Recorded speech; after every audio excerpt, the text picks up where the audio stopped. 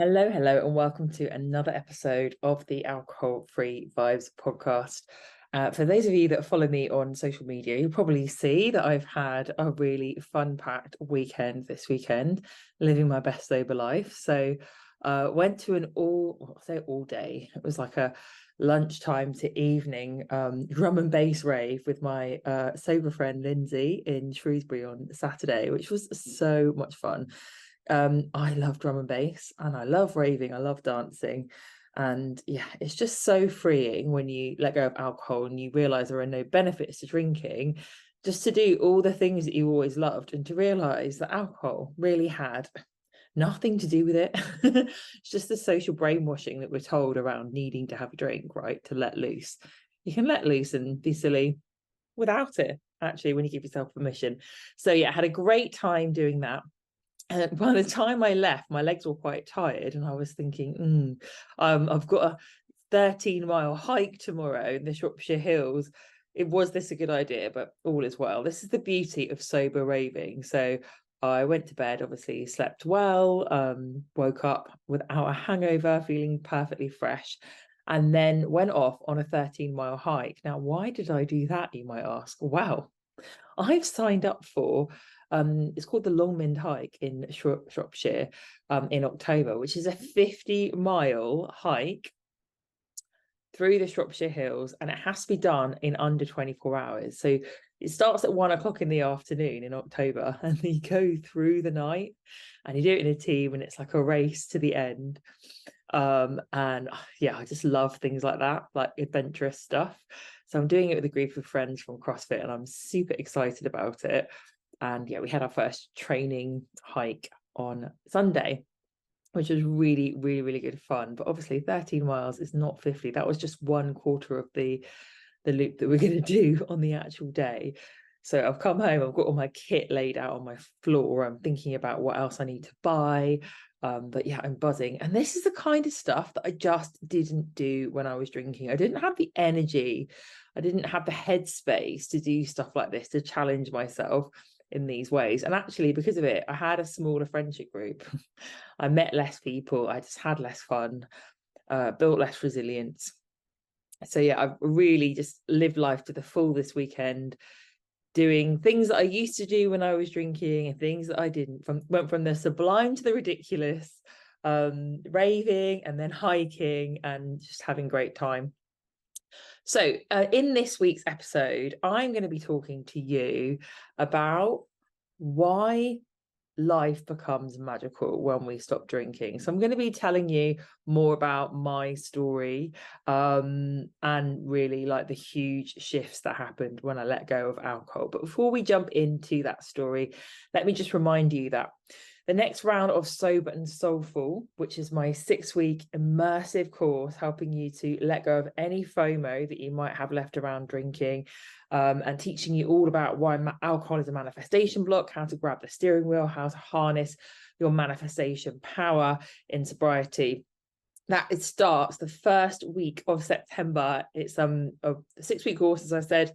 There's one call a week. And once you have signed up, you also have access to every single cohort that is released after that, so free of charge. So once you've done it once as an alumni member, you can attend any of the further rounds free of charge. If you want to top up or a bit of revision, I have lots of alumni members that do that, which goes to show that people really do get a lot out of the course. In the course as well, you also get meditation audios and workbooks. And it's just awesome. It's awesome leading it and watching people make massive shifts with how they see themselves spiritually, energetically, and how they just let go of alcohol in ways that they didn't think possible. So if you are sober curious and you are thinking about how can I take the next step to really let go of alcohol, this is great for you. But I've also had lots of people do this course who were already alcohol free, but who still had a bit of FOMO left and just wanted to kind of add the cherry on the top to their sober journey. And they found it hugely beneficial as well. So there's no rule on whether you have to have stopped drinking or not yet. It's just, if you want to release some more FOMO, make sure you've dissolved all of your limiting beliefs around drinking alcohol and really learning more about how to step into your manifestation power in sobriety. So this is £333. If you sign up now in August, then you can pay that in 2 installments, one now, one before the course starts in September. And if you have a look in the show notes, there's also a link to my Stanstore with loads of my other offerings as well. I've got free offerings, I've got some paid offerings, and I've got a link to book in for a free discovery call with me if you would like to book in for some coaching. So without further ado, then let's get started with this week's topic, which is how letting go of alcohol can change your life. So let me just paint you a picture of what I was like before I stopped drinking. So this is me when I was in my 20s, right? So if you've been following me for a while, or you've listened to some of my earlier podcasts, then you will know that the first time I stopped drinking, I was 25. And I went back to drinking a year and 3 months later, and then I had lots of different experiments with letting go of alcohol, and that's where I really learned about just how much of a difference it makes on manifestation. But if we go back to the first time I stopped drinking, me in my 20s, when I had just come out of university, and I was really probably drinking like the most I've ever drunk. I was drinking a lot. Yeah, I mean, I have had periods in my life when I was drinking that much as well, but yeah, but I was drinking a lot. So I never used to take my makeup off before I went to bed. It was standard. I would just get home from work, or when I was going out, I would be out wearing my makeup, drinking, and I would just, by the time I went to bed, I was too drunk to take my makeup off. I would just pass out. I always used to take my makeup off in the morning before I put new makeup on. And the stupid thing is I used to buy really nice makeup. I still do. I used to invest in like Estee Lauder Double Wear. I'm not sponsored by them. I just think they do the best foundation. It's like emulsion. And yeah, I just didn't look after my skin properly. I was really insecure. I mean, I think a lot of us, we can look back on ourselves in our 20s or when we were younger and say, I was much more insecure then than I am now. Hopefully, as we grow older, we heal and we become more and more secure, but not everyone does. And I would say that when we are drinking, we are really slowing down or even pausing the healing process a lot of the time. So yeah, I was really insecure. I was over generous. I was such a people pleaser. I would just give away. I was always in debt. I would pay for other people. I used to smoke a lot. I used to give my cigarettes away. I would buy people drinks. I was just way too over generous. I had like a messed up relationship with my weight and body image. A part of my insecurity as well, I didn't really realize it at the time, like why I was doing this, but I only really had male friends. And this was to do with, I think I saw other women as like not trustworthy. That was based on some things that happened when I was at school, high school, that I hadn't really looked at or healed or finished processing. And I just found men to be like safer friends and found them more trustworthy and felt more relaxed around them. And at the time, anyone who knew me would have been like, Annika's life and soul of the party. She's great. She's she's a happy person. But really, looking back, and there have been other times in my life where I felt like this. I was not waving but drowning. I don't know if you've heard of that poem by Stevie Smith. It's a lovely poem, but it's a very sad poem, and about a man who was not waving but drowning. And what was the line? I was way too far out all my life, not waving but drowning. And that was me. It was all bravado. I was all front. I was all like, yeah, fuck it, everything's great, let's have another drink. But really inside, I was not like happy. I wasn't confident. I wasn't secure. I didn't feel good about myself. And the first time I stopped drinking when I was 25, so much changed for me so quickly. I really quickly felt incredible. I had this huge sense of relief because I had been worrying about how much I'd been drinking for a while, and I hadn't felt like I could stop. I'd felt a bit worried about that. I'd felt like a bit sort of shocked when I'd decided, oh, I'm not going to have a drink for a week or what have you, and realized that I really couldn't do it. So it'd been haunting me and worrying me for a while. And then when I finally did stop, the relief that I felt was amazing. My body snapped into shape. I'd gone from feeling like having a really wobbly relationship with food and my body image to just effortlessly being at like the perfect weight for me. I felt beautiful, and I manifested that my debt like disappeared really, really quickly. And I went from living in a tiny little postage stamp flat in London, and I did like my job in London, but I didn't like my life at all. I didn't like who I was. I didn't like the things that I was manifesting towards me, relationship wise. I went from that to so quickly. I was living in Dubai, living like a luxurious lifestyle. I manifested my best friend by meeting her on the plane. I manifested my ex-husband. I mean, obviously he's my ex-husband now. He was not forever, but at the time that I met him, he was a great boyfriend. I was having fun. I was manifesting a high vibe experience. And God, if I had known what I know now, or if I'd had a manifestation coach, if I'd had such things as TikTok and Instagram and this whole manifestation and sober community at the time, I could have saved myself so much heartache, so much stress, so much sadness. But the way that I process and kind of accept that is not what happened, and that I spent the next 10 years learning some very, very, very difficult lessons, I see that as a part of what I came here to do. And when I say that, I mean, we are all souls having a human experience. And we all came into this human experience to learn certain lessons so that we can fulfill our purpose, our dharma. And I really feel like these lessons were a part of my dharma. And I am living my dharma, living my purpose now by doing the job that I do, teaching what I've learned and supporting other people who are going through similar things. So it's like I've done the hard work so that I can help others move through it quicker. Because I felt like that first time I stopped drinking, that I had cast a magic spell and that life was magical and everything I ever wanted came to me, and it was just effortless. I just felt like the luckiest girl in the world. And I remember when I started drinking again really, really quickly, feeling like, oh no, I've popped the bubble. Now, that doesn't mean to say that straight away everything was awful. Like, no, I was with my ex. We were still like happy for quite a while together, before we weren't. I still had my life in Dubai. Like, there were lots of things that were still there, but my vibration did not feel the same. And I knew I'd done something that was going to be detrimental.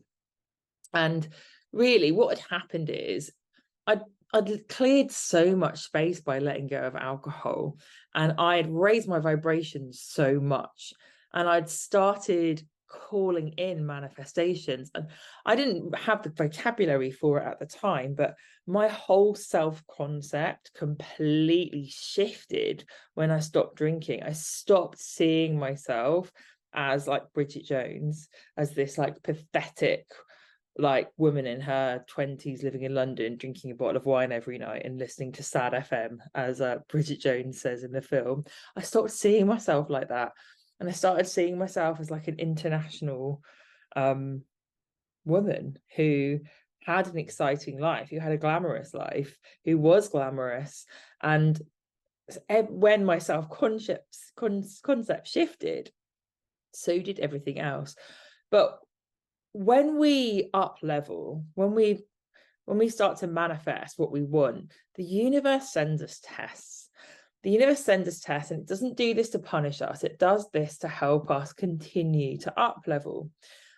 Now, when we understand this, and when we see that when we get given tests, or when we get rock bottomed even, and rock bottom is just like a massive test, It's just a corrective experience that the universe has sent us to help us get into further alignment towards getting more of what we want.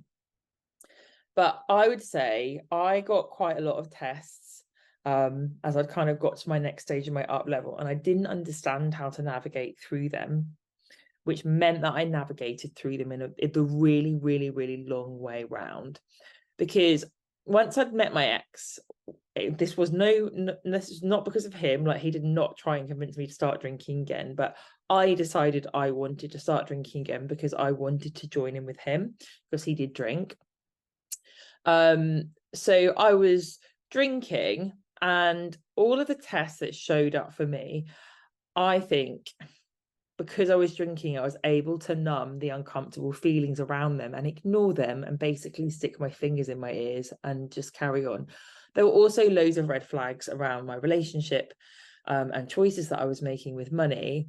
And again, I was numbing them and I was ignoring them. Now, partly, yes, okay, I was anesthetizing with alcohol, but secondly, I'd grown my self-worth enough to the point that I was able to manifest what I had manifested. But then the universe was like, okay, well, that's a start, but you also need to grow your self-worth in these ways. And I just didn't.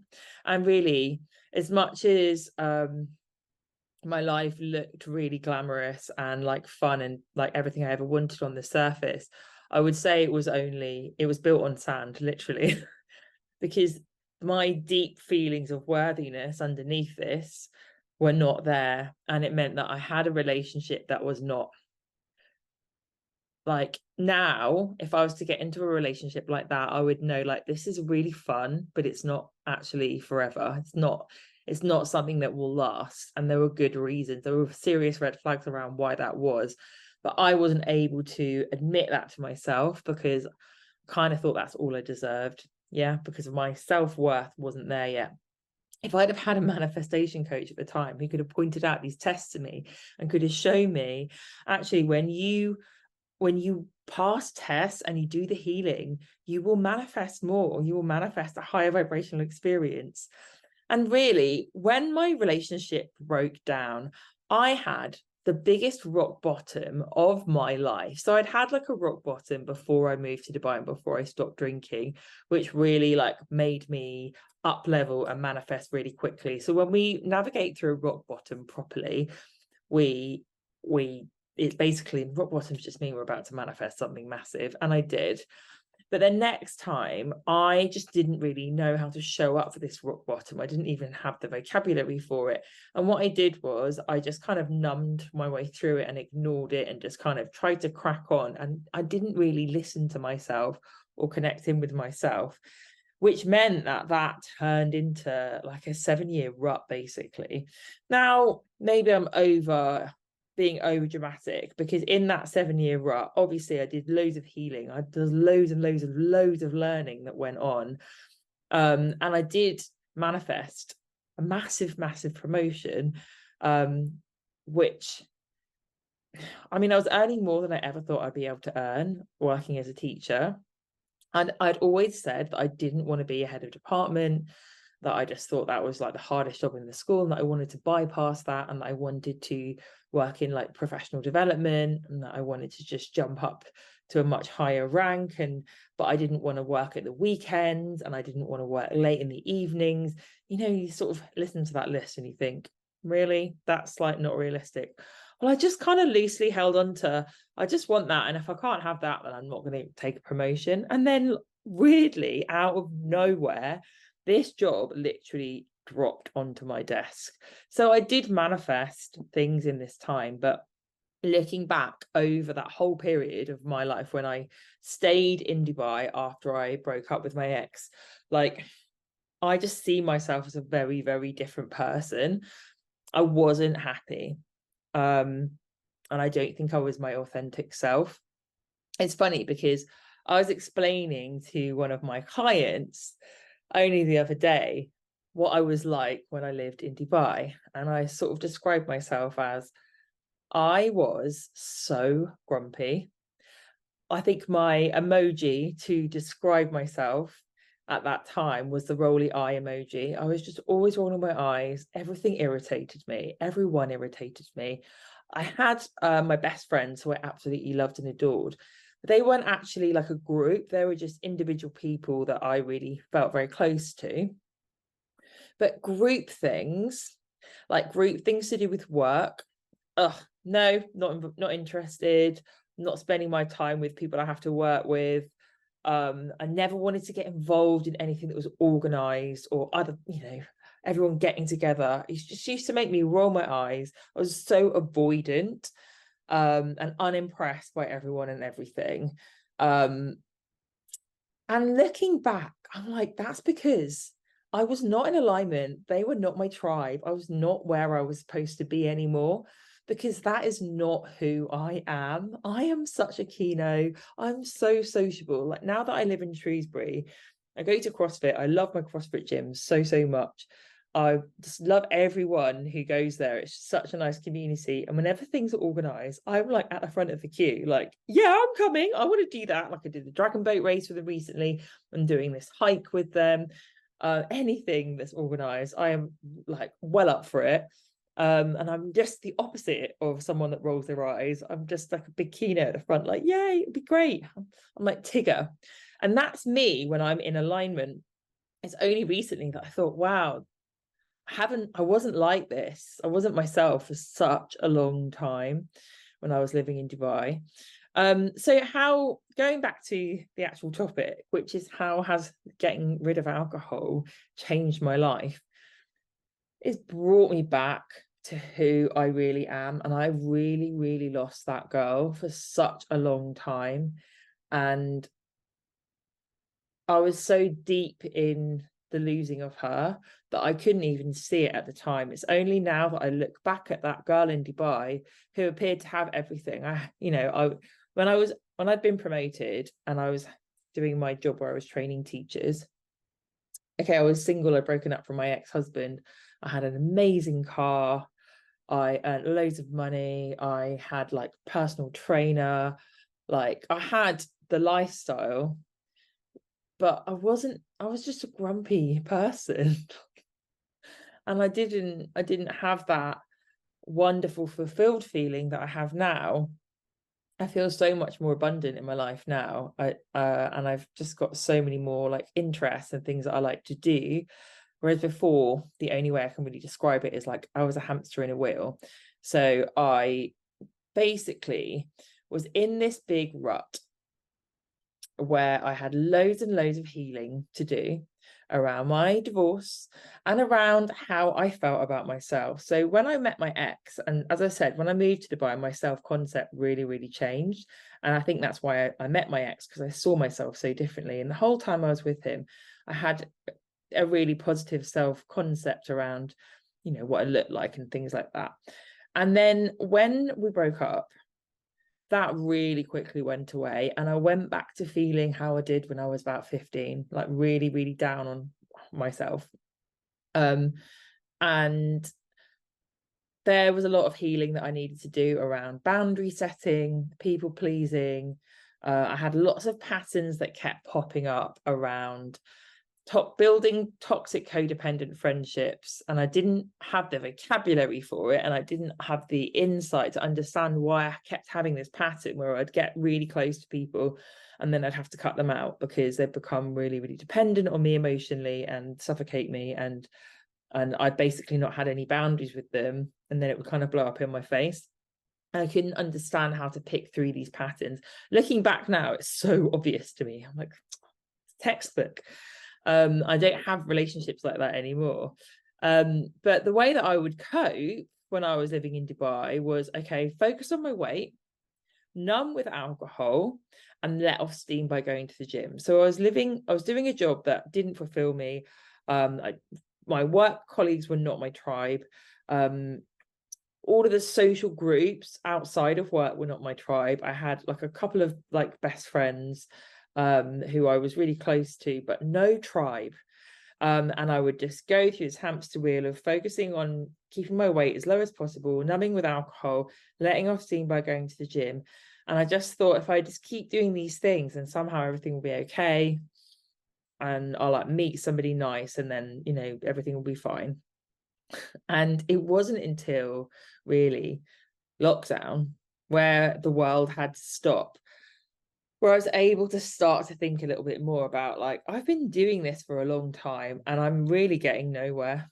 I'm just manifesting the same old shit and the same patterns, and I'm not getting anywhere with it. And it was at this time, this was the last time I ever drank during lockdown.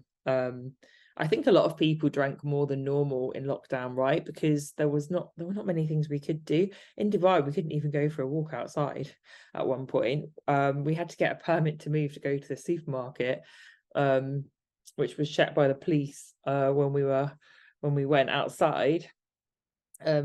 So yeah, that was the last time I ever drank. And I mean, that's a whole other podcast of its own, which I might even do next week, on the moment of clarity when I realized that was my last gin and tonic ever.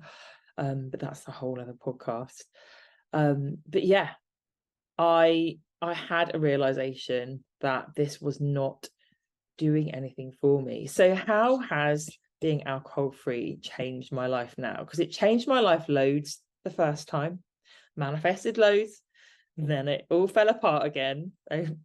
Slowly but surely, when I started drinking, and then I finally got the message from the universe and was like, right, okay, I get it.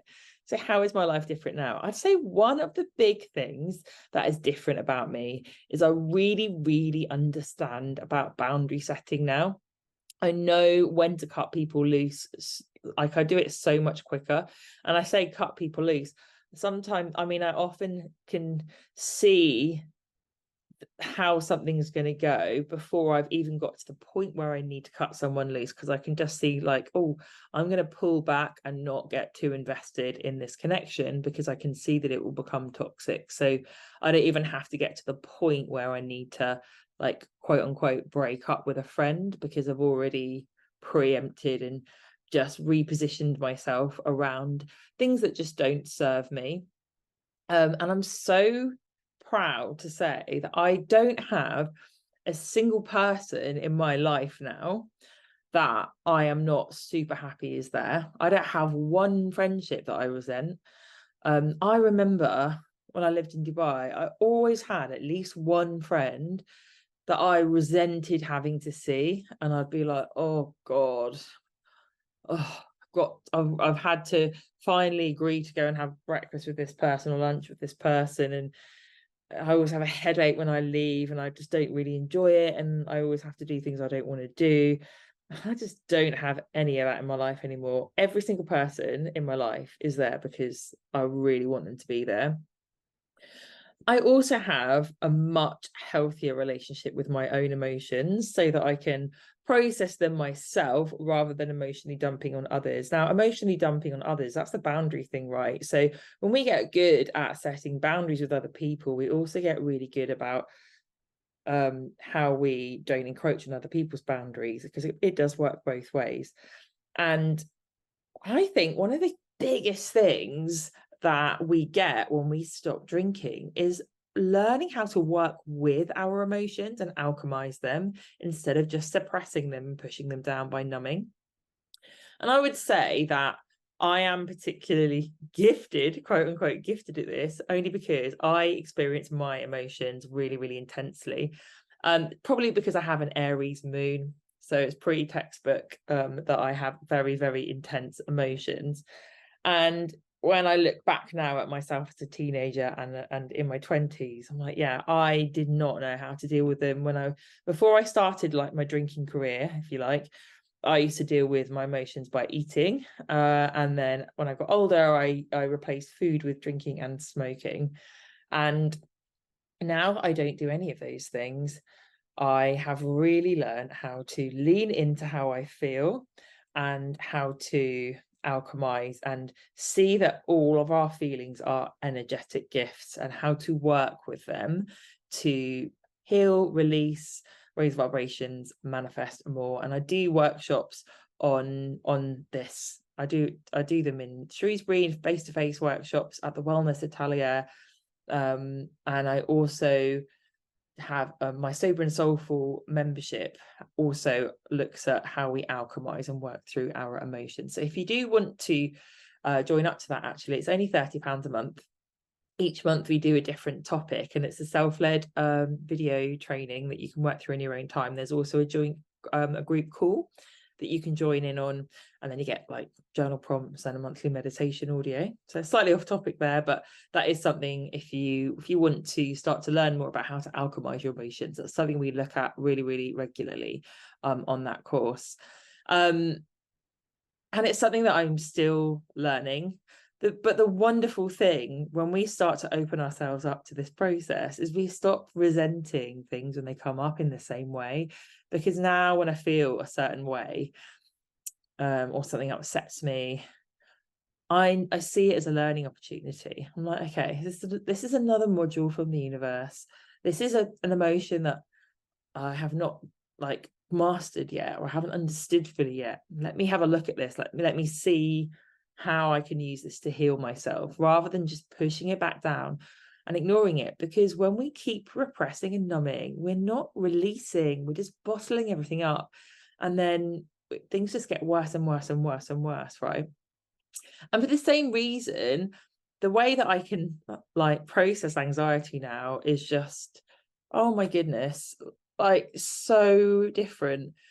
If I could, you know what, I might even ask one of my friends from Dubai to come and talk on the podcast about what I used to be like before I stopped drinking and left Dubai, because I was so anxious. I think I must have been quite a difficult friend to have at times, because my anxiety was really out of control, to be honest. I had really bad health anxiety, but I just got anxious generally. And I think it made me quite irritable, quite angry. And yeah, I have some really kind, loving, gentle, patient friends who are still my friends now. I'm very, very grateful. But I really don't do that anymore. I mean, of course, like I get anxious, but only in a normal, healthy way. Like we're supposed to get anxious sometimes. You know, it's anxiety is there to ask us to take action. But I get it in the normal way. And then I'm like, oh, why do I feel anxious? Like, let me have a look at that. Oh, maybe I should pay my credit card off or something like that. And the stupid thing is, right, when we are drinking, we drink because we're anxious, and we're anxious because we drink, and it's like a negative spiral that just goes out and out of control. And actually the root cause to my anxiety was just, there was a massive core wound underneath it all that I didn't realize was there and that I needed to heal, that had nothing to do with the actual things that are making me anxious. And we've got to stop numbing and start doing the inner work to be able to have this kind of insight and to work it all out. So, of course, as I talked about self-concept work, that I when I first stopped drinking, I didn't realize I was doing it, but my self-concept changed. This is obviously something that I can now consciously work on. And I do have that memory of when I had this amazing self-concept to kind of refer back to, which is really, really helpful. Something else that has completely changed since stopping drinking, and this is just one of my favorite things about being sober, this will change everyone's life in sobriety, is my psychic ability, my ability to communicate with my higher self. Oh my goodness, is so much better. I don't think our psychic ability ever goes anywhere. It's always there, but I wasn't able to hear it at all before. And now I really understand what that voice sounds like and how to connect with it. And it's so much fun playing around with it when you get hits come through and you act on them. You're like, oh, let's see. And then you're like, I knew that was going to happen. It's so exciting when you test out your intuition and it shows it's bang on. And really, if I could have seen my life now when I was in the thick of my corporate training job in Dubai, and I remember feeling, when I had that job, because I was earning really, really good money, I remember feeling utterly petrified of ever leaving Dubai. I was like, oh, I couldn't go back to England. Like, what would I do for work? I don't want to go back to, I can't really do this job in the UK, and I don't want to go back to being a classroom teacher. And I don't want to earn less money than this. I don't want to have like a less glamorous life than this. I just thought I was kind of trapped there forever. And if I could see the life that I've created for myself in the UK now, I think I would just be mind blown. I'd be like, oh, how did you do that? And you know what? So much of how I did this was just pure bravery. That's my biggest word from this whole process. I was really brave, and I just did it. I just jumped off a cliff, and I thought everything will have to be okay because there's no other option. It will just have to work out. I will find a way. And my first port of call was just hand your notice in, get yourself back to England. And that's quite a big job when you're living abroad, right? You have to sell loads of stuff, you have to ship things back. And I did just have this unwavering faith the whole time that everything would be all right. And I'm by no means done. There's loads more I want to achieve with my business, with my life in the UK. But oh my goodness, I've recreated all of the lovely things that I had in Dubai, but better. And yeah, but just the English version. I've just swapped sand for grass. So I think as well, and I say I was really, really brave, we have to be brave when we get rock bottomed because we don't really have any other option. Like, I had that other rock bottom. I'd been in this 7-year rut after I stopped drinking. And then I had this other rock bottom when we went back to work after COVID, where I just felt so unbelievably miserable where I was working. And I was rowing with my boss a lot. It was really, really, really nasty. It got really ugly. And I just got so uncomfortable with where I was that I kind of had no option really in my heart but to go. I was like, I have to leave. I can't bear this any longer. And when we have that feeling of discomfort, we can be quite brave. And this is why when we continually ignore our intuition, eventually the universe just has to make us so uncomfortable that we don't have a choice. And that's really, I think, what happened to me. But I also think that when we let go of alcohol, we are brave. We find a bravery within us that we did not know was there. I see it so often with clients, and we find a pride when we use that bravery and we move through things. We become incredibly proud of ourselves, and that's how we build resilience. These are not all of the ways that my life's changed since giving up drinking. I don't even like saying giving up drinking, letting go of alcohol. There are so many amazing things that have changed. Just silly things like my sleep, my skin's better.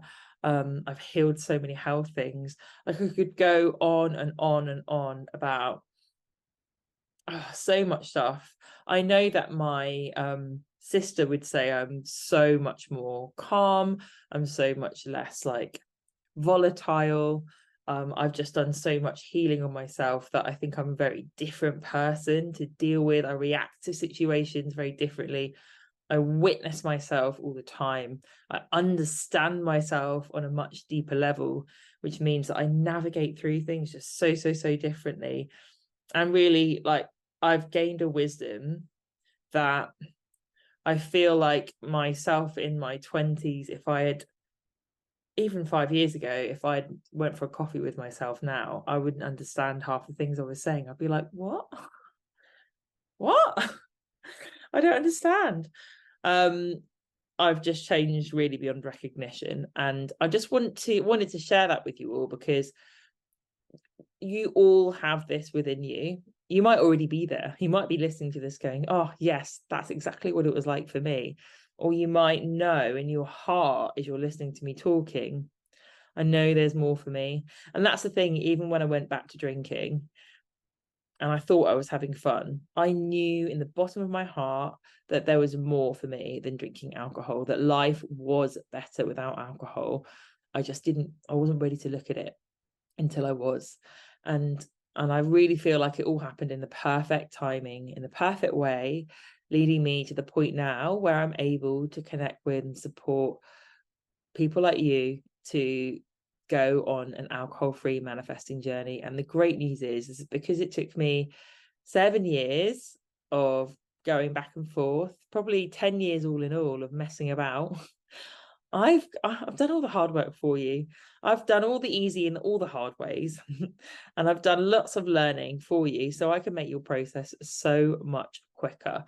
So if any of this has resonated with you and you would like to have a chat about some ways that I can support you, then if you look in the show notes, you can click the link to book in a free discovery call with me to chat about your needs.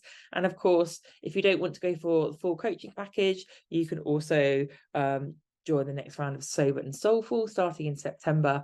If you sign up for a VIP 3-month coaching package with me, you also get free access to Sober and Soulful included in that as well. So that's something worth bearing in mind. And yeah, as always, just reach out to me at thrive@coachingbyannika.co.uk if you would like to chat, if you've got any questions, if you've got any requests for things that you would like me to talk about on upcoming podcast episodes. And that, my friends, is a wrap for today. See you later. Thank you so much for listening to me today. If you would like to have the chance of winning a free one-to-one coaching session with me, then I'd love it if you could leave me a 5-star review. All you need to do is take a screenshot of the review and send it to me at thrive@coachingbyannika.co.uk, and I would love to connect with you. If you would like to connect with me further and you'd like to download my free guide, then please go to my website and you can do that and you'll be added to my mail list. Or if you would just like to book in a free discovery call with me, then you can do so via my email address or through my website. All of these links will be in the show notes. And I hope you have a wonderful, magical, sober week, and I will see you this time next week.